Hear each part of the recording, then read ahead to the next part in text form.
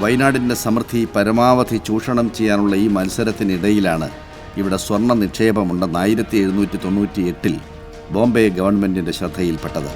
വയനാട്ടിൽ നിന്നുള്ള പ്രകൃതി വിഭവ ശേഖരണവും വയനാട് വഴിയുള്ള ചരക്ക് കടത്തലും ക്രിസ്തുവർഷം 3-ാം നൂറ്റാണ്ടോടെ ആരംഭിച്ചിരിക്കാമെന്നാണ് കരുതപ്പെടുന്നത്.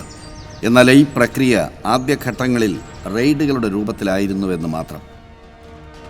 1800 മെയ് 20 മലബാറിനെ ബോംബെ പ്രവിശ്യയിൽ നിന്നും മദിരാശി പ്രവിശ്യയിലേക്ക് മാറ്റി.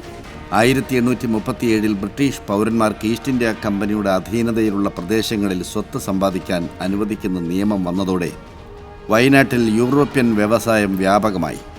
തോട്ടം കൃഷികളും വനവിഭവ ചൂഷണവുമായിരുന്നു പ്രധാന ലക്ഷ്യം. ഫ്യൂഡൽ വ്യവസ്ഥയ്ക്ക് കീഴിൽ ബന്ധിക്കപ്പെട്ട് കിടക്കുന്ന തൊഴിലാളികളെ മോചിപ്പിച്ച് കുറഞ്ഞ വേതനത്തിൽ തോട്ട വ്യവസായ മേഖലയ്ക്ക് കൊണ്ടുവരാൻ 1843 അടിമത്ത നിരോധന നിയമത്തിന് കഴിയുമെന്നായിരുന്നു ബ്രിട്ടീഷുകാരുടെ കണക്കുകൂട്ടൽ.